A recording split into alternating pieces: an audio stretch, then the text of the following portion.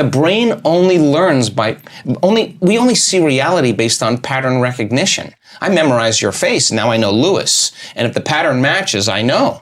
But if you're creating a future and you're not clear on that future and you want all these things, but you haven't addressed all those circuits and behaviors and emotions and chemicals of the past, you won't recognize the pattern. You'll walk right past the relationship. You'll never see it. So I think that there's the preparation for the relationship, the overcoming and overcoming and overcoming and overcoming and overcoming and becoming. Ooh. All of a sudden now says, I am worthy. And the universe only gives us what we think we're worthy of receiving. So when you're worthy to receive, it's not going to be on Match.com when you're looking at body parts and whatever else.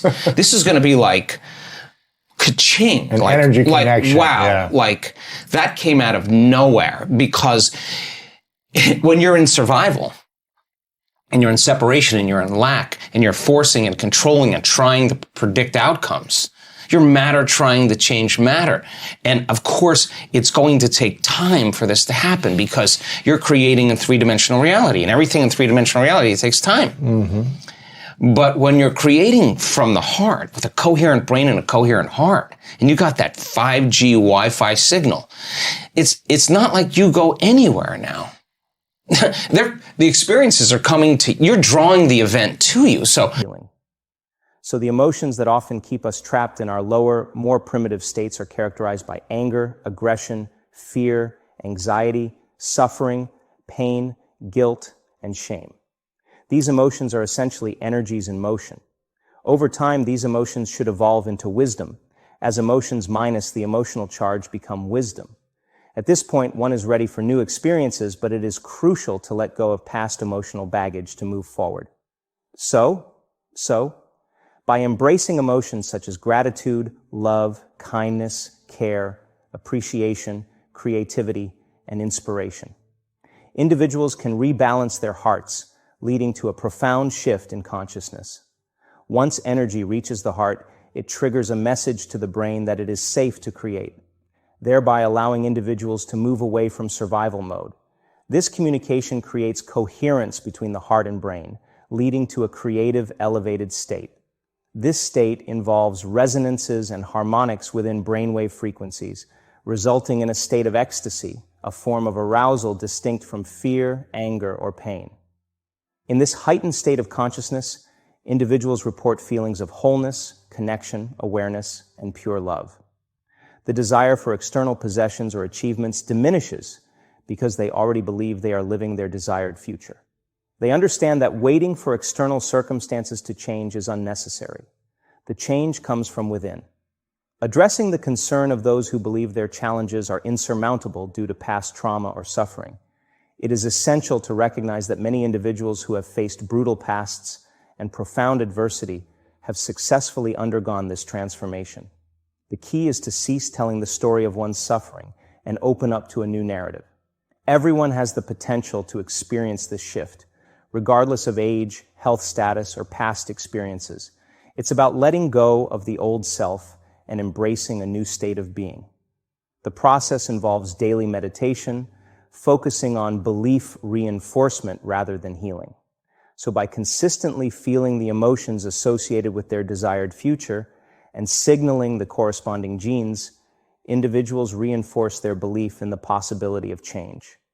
This process of unlearning, which comprises 95% of our mental and behavioral patterns, requires persistent effort. Did you ever notice how people, when they think about their future, almost always think negatively, worrying and stressing?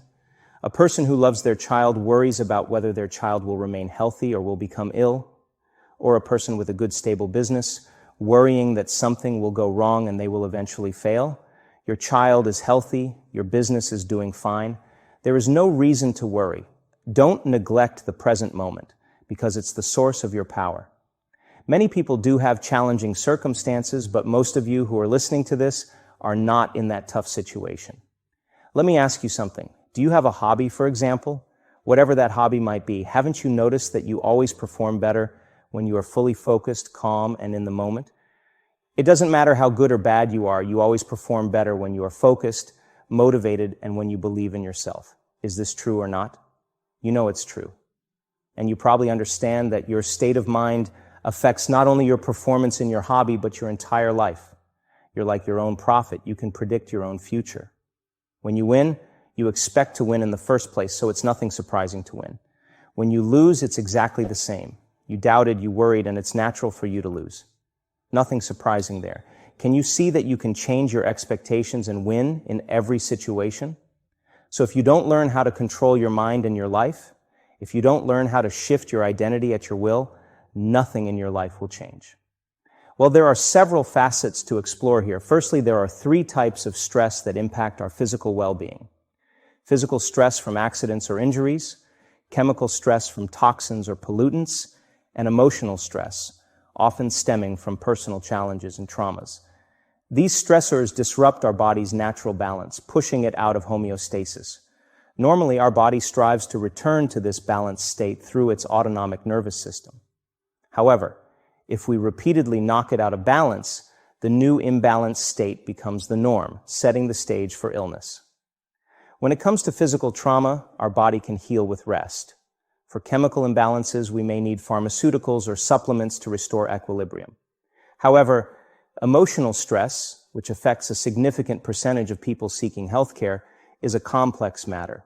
It's linked to a range of negative emotions such as anger, hatred, fear, and anxiety, which, when prolonged, can trigger the onset of disease. The fascinating aspect is that our body can't differentiate between real-life experiences causing these emotions and those created solely by our thoughts. The body responds the same way, believing it's under constant threat or in a state of emergency. This constant state of stress, triggered by our thoughts, eventually leads to physical illness. So yes, our thoughts can indeed make us sick. Now, if our thoughts can make us sick, could they also make us well? Absolutely. But to achieve this, we need to manage our attention and energy carefully. Where we direct our focus is where we channel our energy. We must learn to control and change the thoughts that have conditioned our bodies to respond negatively. This is the essence of the mind-body connection. The challenge lies in the fact that people can become addicted to their own negative thoughts and emotions. These thoughts become their personality, their identity. Even if these thoughts are uncomfortable or painful, people often return to them because they've associated the rush of energy these thoughts provide with their problems or life circumstances. So changing this pattern requires breaking an addiction, complete with cravings and the body's desire to return to the familiar, even if it's detrimental. In essence, our beliefs are merely thoughts we've repeated until they become subconscious or unconscious. To change, we must become consciously aware of these unconscious thoughts, scrutinize them, and refuse to let them pass unnoticed. This is akin to putting our body in rehab because it's been on a detrimental trip for too long. Our body, which essentially becomes our mind, is resistant to change because it perceives the new as a threat to the known. Shifting gears, let's consider physical health. Achieving physical balance involves a combination of strategies such as intermittent interval training, yoga, Pilates, sprinting, running, or weightlifting. The key is to balance strength, flexibility, and endurance.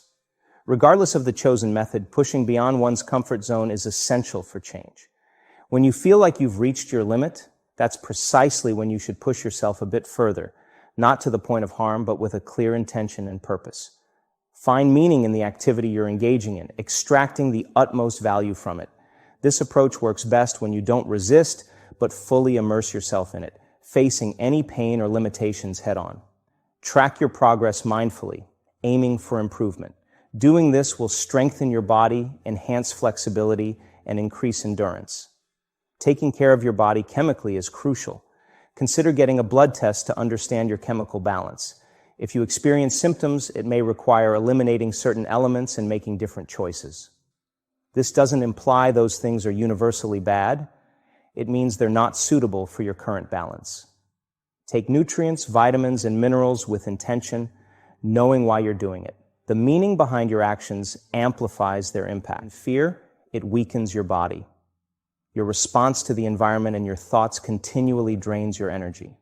So you can focus on the physical and chemical aspects, but if you remain controlling, judgmental, and driven by fear, these efforts won't yield the desired results. To regain balance, you must address your emotional state. This involves breaking free from the addiction to negative emotions that drive unhealthy behaviors and thoughts. Shifting to healthier emotions is essential. Imagine someone whose identity revolves around resentment, anger, and frustration. They might attribute their disposition to a past event. However, when they realize that this emotional pattern is detrimental and addictive, they can decide to change it. It's like moving from the bleachers to the playing field of life, actively choosing to feel different emotions. This process requires intention and practice. You can train yourself to feel gratitude, for instance. By giving to others and practicing gratitude, you can shift your emotional state. When you're in a state of gratitude, you become receptive and accept thoughts that match that emotional state. This, in turn, triggers your body to produce chemicals that promote growth and repair. It's about understanding why you're doing this and assigning meaning to the task. Moreover, consider that many health issues stem from emotional imbalances. When you visit a doctor, a significant percentage of cases are influenced by emotional states that have persisted for a long time. Even if physical pain is the primary complaint, it often originates from deep-rooted emotional conditions and a series of unhealthy choices. In essence, you can do everything right on the physical and chemical fronts, but unless you address the emotional imbalance, you might still find yourself in poor health. Your emotional state is a powerful factor in shaping your physical well-being. When you change your state of being by shifting your emotions and aligning them with your intentions, you open the door to synchronicities, opportunities, and coincidences that affirm your role as the creator of your life rather than a victim of it. For individuals seeking healing, it's crucial to work on the emotional states that anchor them in the past. This can be challenging because until recently, there were few scientifically validated methods for teaching people how to do this. People naturally want to escape their emotional states, often resorting to external distractions like movies, shopping, or dining out to avoid feeling pain. However, emotions inevitably resurface. So, when you reach a point where nothing external can alleviate your discomfort, it's a critical juncture.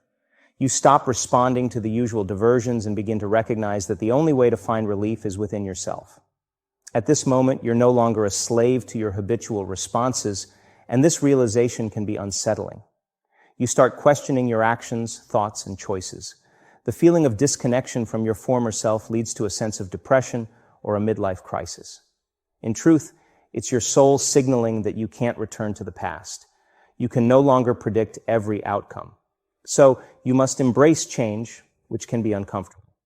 However, this transition isn't something to fear. It signifies your readiness for transformation. Instead of relying on external distractions to mask your emotions, you recognize the need to change from within.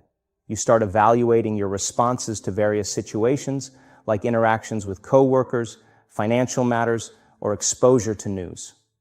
You're not looking for a quick fix. You're committed to genuine change. People have shared numerous testimonials of being diagnosed with chronic health conditions and experiencing improvement through meditation and elevated emotional states. However, some individuals find that after meditation, they spend the next several hours in fear and frustration. This happens when they unconsciously return to their old thought patterns and emotional states. Thus, it's vital to practice being in these elevated states with your eyes open to carry this transformation into your daily life. Walking meditations, a key component of our work, teach you to maintain this state while facing external challenges. You need to become so proficient at this practice that you can maintain it even in adverse situations. This is where you truly demonstrate your mastery over your emotional states. It's not enough to meditate with your eyes closed. You must also apply this state with your eyes open.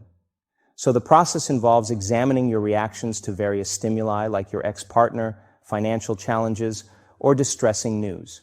You recognize that there must be another way to respond, one that doesn't weaken you. You rehearse these new behaviors, effectively rewiring your brain to adopt them as your default responses. Through repetition, your brain will perceive these actions as natural, and they will become automatic. By consistently practicing these changes in emotional states and responses, you're rewriting your internal script. You're creating a new version of yourself, one that aligns with your desired future. This process involves molding your beliefs and behaviors, so they reflect the person you aim to become. Thoughts that consistently wire together become your new reality, as your brain no longer distinguishes them from actual experiences. Ultimately, feeling the emotions associated with your desired future before it materializes is the key to believing in that future. Conversely, clinging to emotions tied to your past will anchor you there, maintaining the same biology, thoughts, choices, and experiences. In essence, your emotional state profoundly influences your biology, neural circuitry, neurochemistry, hormones, and gene expression. Changing your emotions is the catalyst for creating lasting transformation in your life. Combine the principles of quantum physics, neuroscience, neuroendocrinology, psychoneuroimmunology, epigenetics, and electromagnetism to construct comprehensive models of understanding. These models will empower individuals to absorb new knowledge, leading to fresh perspectives and novel thoughts. Provide them with the guidance required to make different choices, take new actions, and craft unique experiences, ultimately resulting in the experience of new emotions. As a result of this transformative process, their biology can undergo profound changes in just 7 days, surpassing our initial expectations. Even individuals who have limited experience with meditation, including those who have never attended week-long events or engaged in regular meditation practice, can witness significant alterations in their biology within this brief time frame.